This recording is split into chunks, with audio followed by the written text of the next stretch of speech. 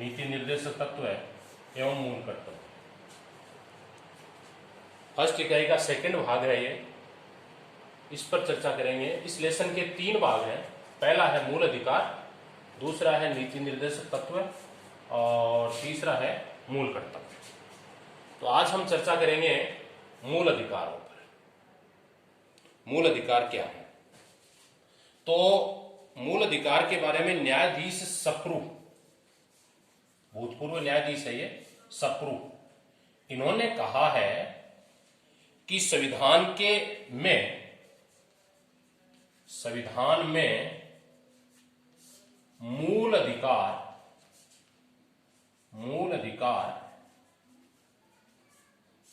रखने का उद्देश्य व्यक्ति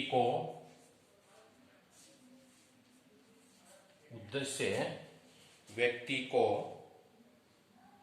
समानता, स्वतंत्रता एवं न्याय, समानता, स्वतंत्रता एवं न्याय और सुरक्षा प्रदान करना था। न्याय एवं सुरक्षा प्रदान करना था। ये न्यायाधीश सप्रू ने कहा है कि संविधान का मूल, ये संविधान में मूल अधिकार रखने का उद्देश्य व्यक्ति को समानता, यानी सभी लोगों को समान बनाया जाए, उनको स्वतंत्रता दी जाए, उनके साथ न्याय हो, किसी प्रकार की अन्याय नहीं हो और अपने आप को वो सुरक्षित महसूस करे, इसलिए मूल अधिकारों को इसमें शामिल किया गया। बात करें मूल अधिकारों की विश्व स्तर पर, हालांकि भारत ने मूल अधिकार पहले ही विश्व को सौंप दिए, जबकि विश्व स्तर की यदि बात करें हम तो मानवाधिकार का जो घोषणा पत्र है वो 10 जनवरी 1948 10 दिसंबर 1948 को हुआ था। यानी 10 दिसंबर को मानवाधिकार, इसमें 3 प्रकार के मानवाधिकारों की बात की गई है: समानता, स्वतंत्रता और व्यक्ति की सुरक्षा या प्रतिष्ठा। जबकि भारतीय संविधान द्वारा जब संविधान लागू हुआ उसी दौरान भारतीय जनता को 7 प्रकार के मूल अधिकार प्रदान कर दिए गए। भारतीय जनता को 7 प्रकार के मूल अधिकार प्रदान कर दिए गए। अब हम बात करते हैं मूल अधिकारों की चर्चा करने से पहले मूल अधिकारों की आवश्यकता क्यों पड़ी। पहला टॉपिक आता है कि ये जो मूल अधिकार है, ये मूल अधिकार क्यों जोड़ने पड़े, क्या जरूरत पड़ी इनकी। मूल अधिकारों की आवश्यकता या महत्व, इंपोर्टेंस था। मूल अधिकारों की आवश्यकता एवं महत्व, इंपोर्टेंस था क्या है। पहला है, इसकी जरूरत क्यों पड़ी, इसमें पहला है मूल अधिकारों की आवश्यकता पर प्रत्येक व्यक्ति को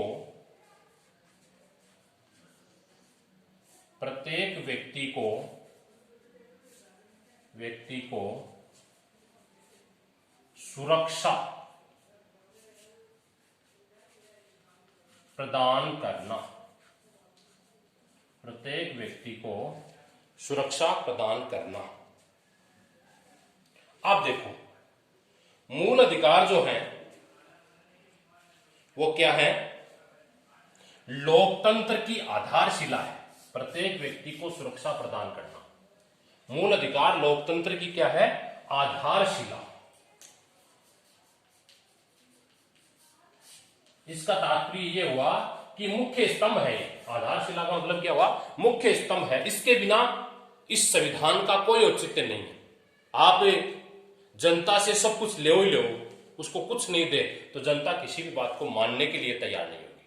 इसलिए जनता को प्रॉपरली मनवाने के लिए, जनता की बात को भी ध्यान में प्रॉपरली रखने के लिए मूल अधिकारों की आवश्यकता महसूस हुई। इनके द्वारा प्रत्येक नागरिक को, मूल अधिकारों के द्वारा प्रत्येक नागरिक को सामाजिक रूप से, धार्मिक रूप से, आर्थिक रूप से, शारीरिक रूप से और मानसिक रूप से, या यूं कहें मानसिक रूप से, आर्थिक, धार्मिक, सांस्कृतिक, इस रूप से सर्वांगीण विकास, मतलब मानव का सर्वांगीण विकास करने के लिए, व्यक्ति का सर्वांगीण विकास करने के लिए प्रत्येक व्यक्ति का, जितने भी लोग हैं, जैसे वर्तमान जनसंख्या की बात करें तो भारत की 130 करोड़ जनसंख्या, 130 करोड़ जनसंख्या को सामाजिक, आर्थिक, राजनीतिक सुरक्षा प्रदान करने के उद्देश्य से, उसका सर्वांगीण विकास करने के उद्देश्य से, उसका मानसिक विकास करने के उद्देश्य से, उसका शारीरिक विकास करने के उद्देश्य से ये मूल अधिकार हमारे यहां शामिल किए गए, या यूं कहें मूल अधिकारों को इसमें जोड़ा गया।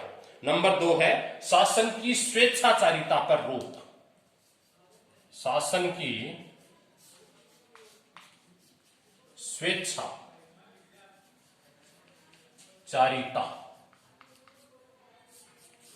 पर रोक।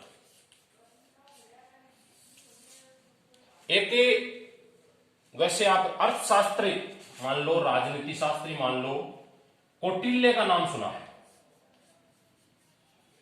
और उसने एक पुस्तक लिखी जो आप बहुत सारी किताबों में पढ़ चुके हो, प्रत्येक क्लास में आपको इस पुस्तक का नाम मिलता है, और वो है अर्थशास्त्र। नाम जरूर इसका अर्थशास्त्र है कौटिल्य की पुस्तक का, लेकिन ये पूरा का पूरा राजनीतिक सारांश है, मतलब ये राजनीति पर लिखी हुई पुस्तक है। आप देखो इस कौटिल्य की जो अर्थशास्त्र है, इस अर्थशास्त्र में लिखा है कि राजा पर नियंत्रण होना जरूरी है। राजा पर क्या होना चाहिए? नियंत्रण होना चाहिए। इसका मतलब यह है कि राजा चाहे जैसा कानून, यानी स्वेच्छाचारी कानून नहीं बना सके। राजा, शासक ऐसा होना चाहिए जो जनता की भलाई के लिए काम करे, लेकिन जनता पर कभी भी अत्याचार नहीं करे, जनता पर किसी भी प्रकार का कोई भी शोषण नहीं करे जनता का। इस प्रकार हम कह सकते हैं राजा पर नियंत्रण की बात कही गई है। और यह नियंत्रण कब था? जब कौटिल्य ने अपनी पुस्तक लिखी अर्थशास्त्र, उसमें लिखा। इस प्रकार भारतीय जब संविधान बनाया गया तो भारतीय संविधान में भी सत्ता का दुरुपयोग नहीं करे सरकार। इसका दुरुपयोग नहीं करे, सत्ता का दुरुपयोग यदि सरकार नहीं करे, सत्ता का दुरुपयोग नहीं करे सरकार, ऐसी स्थिति में क्या बनाया गया? मूल अधिकार दिए गए जनता को, ताकि इन मूल अधिकारों को जब भी हनन होता है तो न्यायालय की शरण में जाकर, न्याय व्यवस्था की शरण में जाकर हम इन मूल अधिकारों को मनवा सकते हैं। इस प्रकार सत्ता, या यूं कहें शासक जो हैं, हमारे जो सरकार के तीनों अंग हैं, कौन कौन से? व्यवस्थापिका, नंबर 2 कार्यपालिका, और नंबर 3 न्यायपालिका। तीनों के अलग अलग काम हैं। व्यवस्थापिका कानून निर्माण करती है, कार्यपालिका उन कानूनों का क्रियान्वयन करती है, और न्यायपालिका कानूनों की व्याख्या करती है। ऐसी स्थिति में सरकार के तीनों अंग ही जनता पर स्वेच्छाचारी कानून, अपनी इच्छा से कानून, जैसे 15 अगस्त 1947 से पूर्व हम किनके अधीन थे? अंग्रेजों के अधीन थे, और अंग्रेजों ने चाहे जैसे कानून बनाए, स्वेच्छाचारी कानून बनाए, जनता को हर समय दबाने का प्रयास किया, जनता की भावनाओं को न समझने का प्रयास किया। चाहे जिस व्यक्ति को नजरबंदी का आरोप लगाकर उसको जेल में डाला गया, चाहे जैसे कानून बनाए गए, ऐसी स्थिति में वो स्वेच्छाचारी कानून जनता को विकास नहीं होने देते हैं। इसलिए भारत सरकार का पहला उद्देश्य यह था कि जनता का सर्वांगीण विकास हो, उस पर स्वेच्छाचारी कानून नहीं बने, उनकी इच्छा के अनुसार कानून नहीं बने, हमारे जो संविधान के अनुसार कानून बनाया जाए, और सरकार व्यवस्थित तरीके से कानूनों का क्रियान्वयन करे। इसलिए मूल अधिकार को शामिल किया गया। अगली विशेषता है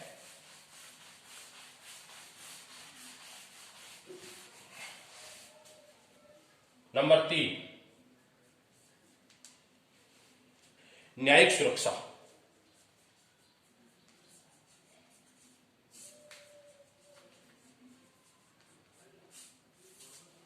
मूल अधिकारों को न्यायिक सुरक्षा प्राप्त है। क्या प्राप्त है? न्यायिक सुरक्षा। दूसरे शब्दों में यह कह सकते हैं कि मूल अधिकार वाद योग्य, मूल अधिकार क्या है? वाद योग्य है। इसका मतलब यह हुआ कि जब भी मूल अधिकारों का हनन होता है, मूल अधिकारों का हनन होता है, तो हम क्या न्यायालय की शरण में जा सकते हैं। मतलब इसकी मूल अधिकारों को पूरा करने की कौन देता है गारंटी? न्यायालय देता है।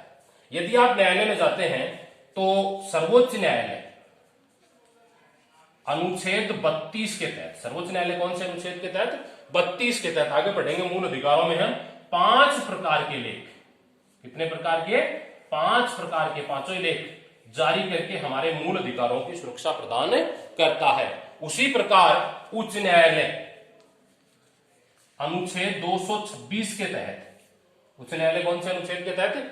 अनुच्छेद 226 के तहत वही 5 प्रकार की लेख जारी करके हमारे जो मूल अधिकार है इनको सुरक्षा प्रदान कर सकती है। इस प्रकार हम कह सकते हैं कि मूल अधिकार है वो वाद योग्य है। इसको यदि इनका हनन होता है तो न्यायालय इनकी गारंटी प्रदान करता है। अगला है लोकतंत्र के आधार स्तंभ।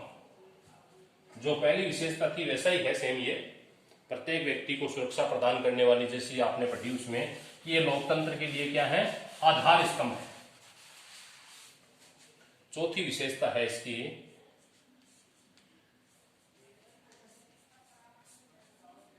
लोकतंत्र के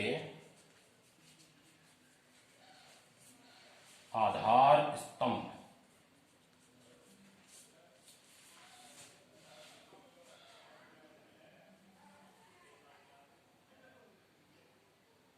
हाँ भाई, लोकतंत्र, ये मूल अधिकार जो है लोकतंत्र के लिए आधार स्तंभ का काम करते हैं। इसके बिना लोकतंत्र का कोई औचित्य नहीं है। इसका मतलब क्या हुआ कि सरकार केवल जनता पर कानून बनाए, केवल क्या बनाए? कानून बनाए। उन कानूनों के माध्यम से ये क्या करती है? जनता पर, जैसे टैक्स लगाना है और कोई कार्य करना है, सब के सब करें। जनता को केवल और केवल कानून आरोपित करे, उसे कुछ भी दे नहीं, तो जनता पूरे मन से उस कानून का पालन नहीं करेगी। दबाव में आकर, प्रेशर में आकर, सरकार के दबाव में आकर, जैसे अभी आपने पढ़ा, अभी वर्तमान में एक चल रहा है लॉकडाउन। अब ऑन हो रहा है, लेकिन लॉकडाउन की प्रक्रिया के तहत पहले दिन जब लॉकडाउन लगा तो लोग घरों से बाहर निकले, और जैसे ही सरकार द्वारा उस पर या पुलिस प्रशासन द्वारा लाठीचार्ज की गई, उसको डराया धमकाया गया, तो लोग डरने लग गए।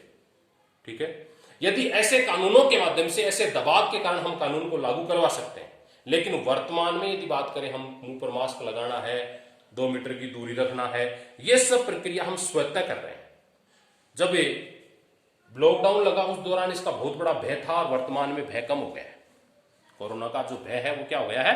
कम हो गया। कम होने के पीछे कारण क्या है? लोग इस बात को समझ चुके हैं कि कोरोना सीधा नहीं आएगा, किसी दूसरे व्यक्ति के संक्रमण से आएगा, बार बार हाथ धोएंगे, हाथ को सैनिटाइज करेंगे। तो इस प्रकार हम कह सकते हैं कि जनता को कानून मनवाना और एक जनता अपनी इच्छा से किसी कानून को मानना, ये इच्छा से कब मानेगी? जब उसे मूल अधिकार हम प्रदान करेंगे, कुछ चीज हमें उसको देंगे। जब कुछ चीज देंगे तो सरकार इसको अपनी इच्छा से मानेगी, और यदि इनसे केवल कुछ नहीं देंगे तो सरकार ये मूल अधिकार नहीं देंगे, तो जनता अपने कानूनों का निर्वहन है वो अच्छी तरीके से नहीं करेगी। इस प्रकार हम कह सकते हैं कि ये लोकतंत्र का आधार स्तंभ है, अर्थात इसके बिना, मूल अधिकारों के बिना लोकतंत्र है वो शून्य हो जाएगा, उसका कोई औचित्य नहीं रहेगा।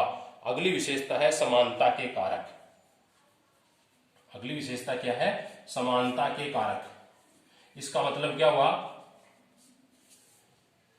पूर्व समय में अंग्रेजों द्वारा उपाधियां दी जाती थी, किसी को कोई जैसे नाइटहुड की, किसी को सर की, ऐसी बहुत सारी उपाधियां दी जाती थी, और उन उपाधियों के माध्यम से व्यक्ति में विभेद किया जाता था, एक उच्च वर्ग एक निम्न वर्ग, ये विभेद होता रहता था। वर्तमान में सरकार ने क्या किया? केवल 2 क्षेत्रों को छोड़ दे, एक तो शिक्षा के क्षेत्र में और एक सेना के क्षेत्र में, 2 क्षेत्रों में उपाधियां मिलती हैं, बाकी किसी क्षेत्र में कोई उपाधि नहीं मिलेगी। सभी व्यक्तियों को सम्मान बना दिया गया। किसी भी व्यक्ति के साथ किसी भी प्रकार का जाति, धर्म, भाषा, संस्कृति, वर्ण, वर्ग आदि के आधार पर भेदभाव नहीं किया जाएगा। सभी लोग समान होंगे, किसी प्रकार का किसी भी व्यक्ति के साथ भेदभाव नहीं होगा। इस प्रकार हम कह सकते हैं कि मूल अधिकारों को रखना सरकार की जिम्मेदारी थी, या योग है सरकार के लिए आवश्यक था, दिशा निर्देश थे। मूल अधिकार होने जरूरी थे। मूल अधिकारों से ही व्यक्ति का सर्वांगीण विकास हो सकता है। इसलिए सरकार सर्वांगीण विकास करने के लिए मूल अधिकारों को अपनाया गया, या यूं कहें मूल अधिकारों की जरूरत हमें बड़ी आवश्यकता महसूस हुई। ये तो थी मूल अधिकारों की आवश्यकता।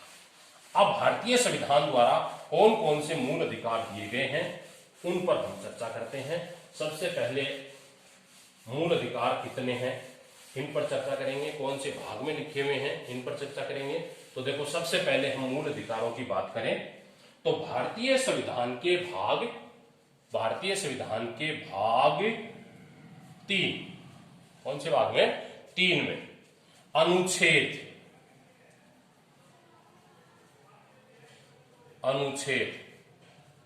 36 से 51, अनुच्छेद 12 से 30,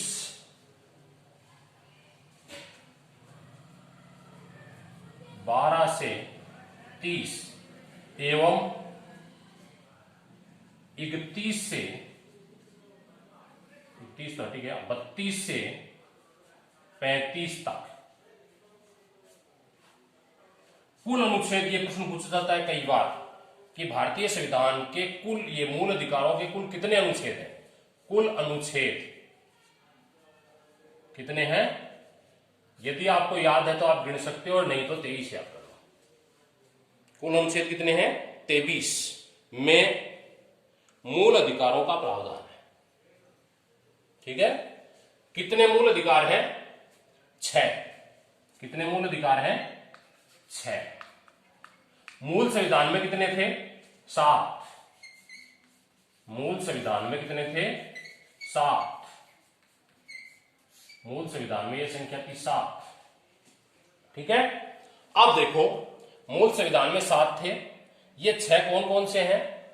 इस 7वां जो है, पहले इसको देख लो। 7वां जो मूल अधिकार है यह है संपत्ति का अधिकार। संपत्ति का अधिकार। इस अधिकार को कब पृथक किया गया?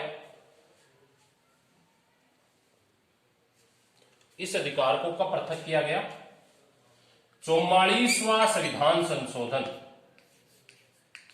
44वां संविधान संशोधन 1978 में संपत्ति के अधिकार को हटाकर 300 कैट में जोड़ दिया गया और इसको कानूनी अधिकार बना दिया गया। कानूनी अधिकार बना दिया गया। क्यों हटाया गया? कानूनी अधिकार बना दिया मतलब संपत्ति रख तो सकते हो, लेकिन ज्यादा संपत्ति होगी तो सरकार को आपको टैक्स चुकाना पड़ेगा। इसको मूल अधिकार से क्यों हटाया? जब भारत स्वतंत्र हुआ उस टाइम अंग्रेजों ने भारतीय जो ब्रिटिश भूभाग था उसे 2 भागों में बांट दिया गया। जो बहुसंख्यक हिंदू, ये जो मुस्लिम है, उसको पाकिस्तान बना दिया गया और शेष भाग जो है उसको भारत बना दिया गया। जो भारत के पूर्व में था और जो भारत के पश्चिम में था वो पूर्वी पाकिस्तान, एक पश्चिमी पाकिस्तान हो गया। साथ में उन्होंने ये भी कह दिया कि ये जो देशी रियासतें हैं ये स्वतंत्र हैं, चाहे तो ये भारत में मिल सकती हैं और चाहे पाकिस्तान में मिल सकती हैं। उस दौरान 565 रियासतें थी। इस 565 रियासतों को भारत में मिलाना बहुत जरूरी था, इसलिए सरकार ने इनको एक राजाओं को दिया गया विशेष अधिकार, से बोलते हैं प्रिवी पर्स। और ये प्रिवी पर्स जो विशेषाधिकार था, इनको मिलने वाली एक तरह की पेंशन थी। इनको पेंशन मिलने लगी राजा महाराजाओं को, और ये समानता के अधिकार के विरुद्ध भी है। एक आदमी को पेंशन मिल रही है, कोई काम नहीं कर रहा, पेंशन मिल रही है, तो ये समानता के अधिकार के क्या है? विरुद्ध है। इसलिए इस प्रिवी पर्स को समाप्त करने से पहले संपत्ति के अधिकार को, क्योंकि संपत्ति हनन हो रही है ना, इसकी संपत्ति के अधिकार को हटाना जरूरी हो गया। इसलिए संपत्ति के अधिकार को हटाकर कौन सा अधिकार बना दिया? कानूनी अधिकार बना दिया। आप संपत्ति तो रख सकते हो, लेकिन कब तक? जब तक एक निश्चित मात्रा में आपको टैक्स चुकाना पड़ेगा, और उसके बाद आप संपत्ति रख सकते हो। अब हम बात करते हैं कि ये जो 6 मूल अधिकार कौन कौन से हैं। नंबर 1 समानता का अधिकार, और कितने अनुच्छेदों में है? नंबर 1 समानता का अधिकार।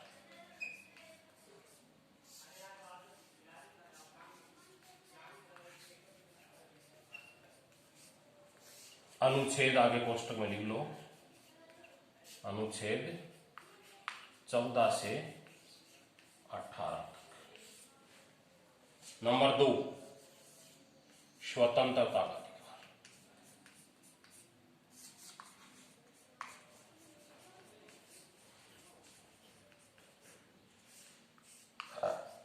अनुच्छेद 19 से 21 तक।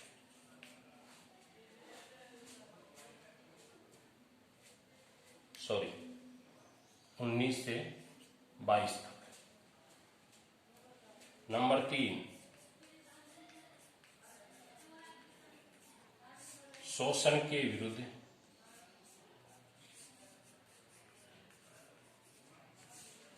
अधिकार। अनुच्छेद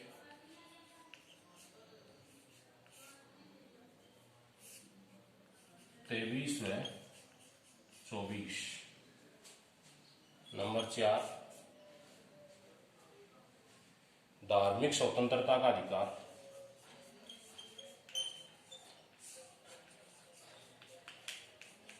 धार्मिक स्वतंत्रता का अधिकार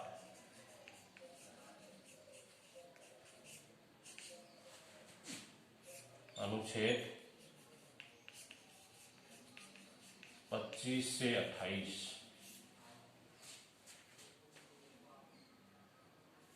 नंबर 5, शिक्षा एवं संस्कृति का अधिकार।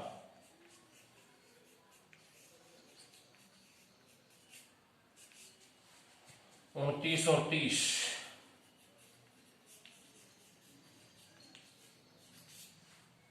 और नंबर 6 और लास्ट, संवैधानिक उपचारों का अधिकार। संवैधानिक उपचारों का अधिकार। अनुच्छेद 32। ये 6 प्रकार के मूल अधिकार हैं।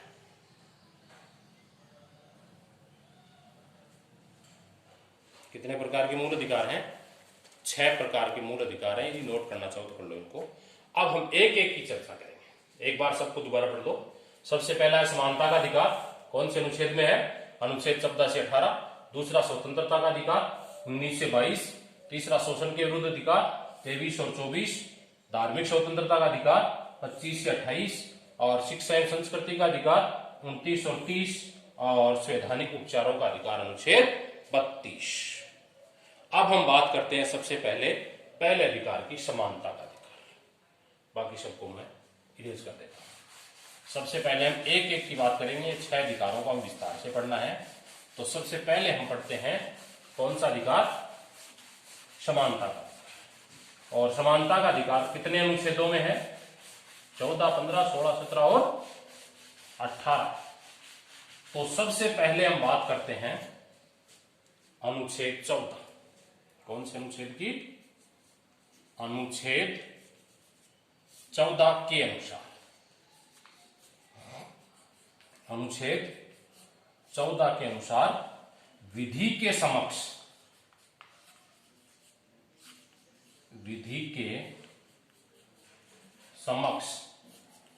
समानता।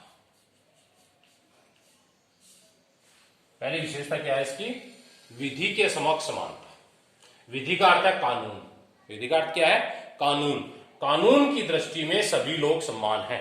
किसी भी प्रकार का जाति, धर्म, भाषा, संस्कृति, वर्ण, वर्ग आदि के आधार पर विभेद नहीं किया जाएगा। यह है विधि के समक्ष, यानी कानून की नजर में सभी लोग समान हैं। किसी भी प्रकार का किसी भी व्यक्ति के साथ भेदभाव नहीं किया जाएगा। दूसरा है अनुच्छेद 15। अनुच्छेद 15 के अनुसार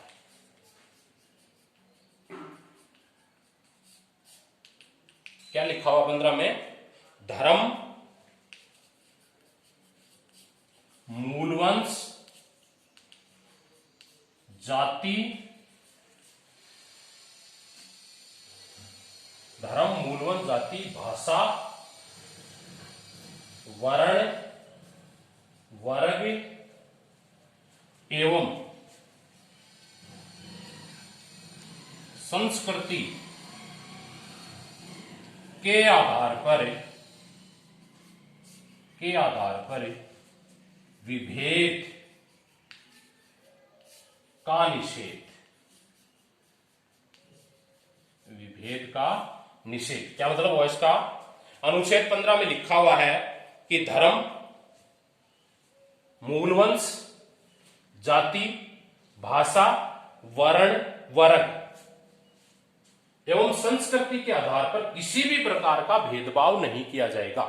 सभी लोगों को सम्मान माना जाएगा, चाहे वो किसी भी राज्य का रहने वाला हो, किसी भी भाषा को बोलने वाला हो।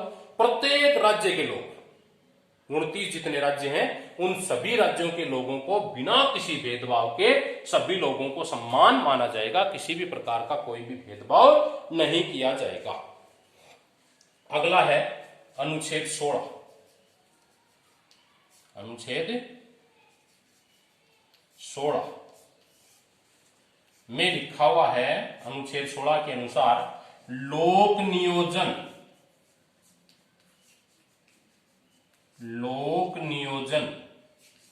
में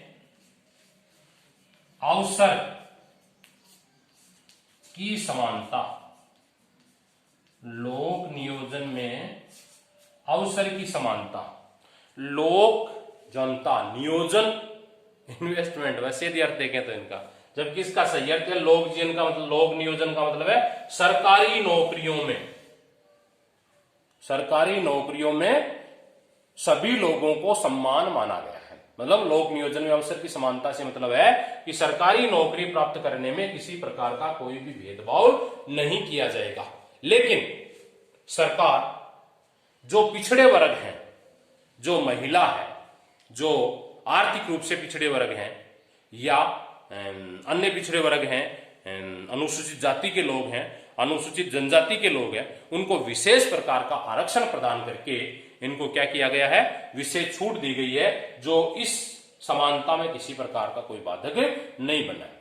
क्योंकि ये लाखों या यूं कहें कई वर्षों से, कई सदियों से ये दूसरों के गुलाम रहे हैं, इसलिए इनको इस गुलामी से छुटकारा दिलाने के लिए सरकार ने अनुसूचित जाति, अनुसूचित जनजाति, अन्य पिछड़ा वर्ग और महिलाओं को विशेष प्रकार का आरक्षण प्रदान करके उनको विशेष प्रकार की छूटें दी गई है। इसके मामले में किसी प्रकार का कोई भेदभाव नहीं होगा और बाकी सभी लोगों को सरकारी नौकरी प्राप्त करने में सम्मान माना गया। किसी प्रकार का किसी के साथ भेदभाव नहीं किया जाएगा। सबसे इंपॉर्टेंट है, हर कंपटीशन की परीक्षा में यह प्रश्न आता है। अगला प्रश्न है जो, या तो ये लोक नियोजन में अवसर की समानता का पूछा जाता है, या सबसे जो इंपॉर्टेंट प्रश्न है वो या तो आपके 1 नंबर का प्रत्येक साल, न तो 1 साल छोड़ के 1 साल जरूर आता है, अनुच्छेद 17।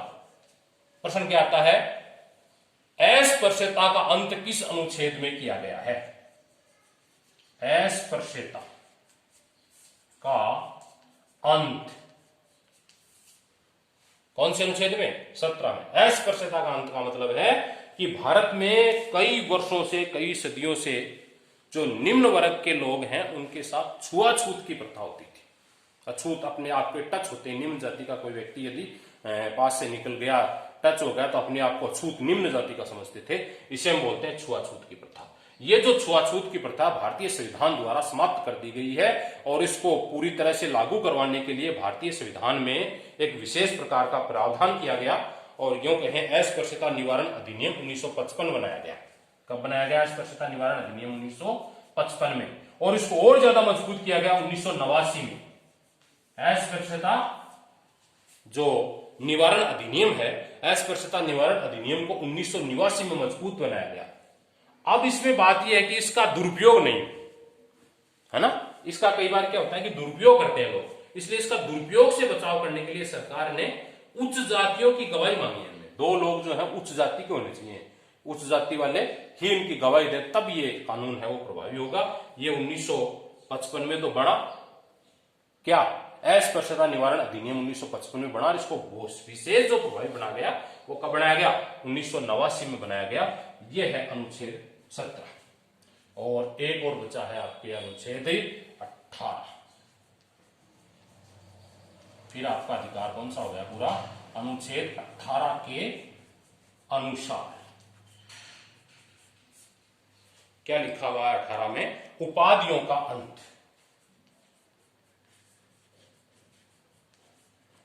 उपाधियों का, ये भी इंपॉर्टेंट प्रश्न है, उपाधियों का अंत कौन से अनुच्छेद में किया गया, उपाधियों का अंत। अब देखो उपाधि क्या होती है, सरकार द्वारा दी जाने वाली विशेष सुविधाएं, मतलब विशेष जो रत्न है ये मानो, या उसको विशेष दर्जा पहले दिया जाता था सरकार द्वारा। अब सरकार ने क्या नियम बनाया, केवल 2 क्षेत्रों में उपाधि मिलेगी, एक तो सेना के क्षेत्र में, यानी आपको देश सेवा में भाग लेना पड़ेगा तब आपको उपाधि मिल सकती है, और यह आपको अच्छी पढ़ाई करके उपाधि प्राप्त कर सकते हो तो शिक्षा, मतलब केवल 2 ही क्षेत्रों में आपको उपाधि मिलेगी, या तो सेना के क्षेत्र में या शिक्षा के क्षेत्र में। बाकी पूरी तरह से उपाधियों का अंत कर दिया गया। क्यों किया गया, क्योंकि इससे असमानता होती है। पहले सरकार द्वारा क्या किया जाता था, इनको उपाधि प्रदान करती थे, और उपाधि प्रदान करने से इसमें क्या होता था, असमानता का भाव पैदा होता था, असमानता पैदा होती थी। और असमानता को दूर करने के लिए सरकार ने हमारे यहाँ एक नियम बना दिया गया कि सभी लोगों को समान माना जाएगा, किसी प्रकार की कोई भी उपाधि नहीं मिलेगी। उपाधि यदि प्राप्त करना है तो अच्छी शिक्षा प्राप्त करो, शिक्षा प्राप्त करके उपाधि प्रदान करो, या सेना के क्षेत्र में आप किसी भी प्रकार की कोई भी उपाधि प्राप्त कर सकते हो। यह है भारतीय संविधान की जो अधिकार है, समानता का अधिकार। अब एक बार इसको दोबारा सर्च लाइन में और चर्चा करते हैं। समानता का अधिकार अनुच्छेद 14 से 18 में लिखा हुआ है। सबसे पहले अनुच्छेद 14, विधि के समक्ष समानता, विधि यानी कानून की दृष्टि में सभी लोग समान हैं। और अनुच्छेद 15 में लिखा हुआ है कि धर्म, मूलवंत, जाति, भाषा, धर्म, संस्कृति, वर्ण, वर्ग आदि के आधार पर किसी प्रकार का भेदभाव नहीं किया जाएगा, सभी लोगों को समान माना जाएगा। अनुच्छेद 16 में लोक नियोजन में अवसर की समानता, मतलब सरकारी नौकरी प्राप्त करने में सभी को समान माना गया है, केवल आरक्षण के आधार पर छूटें दी जाएगी।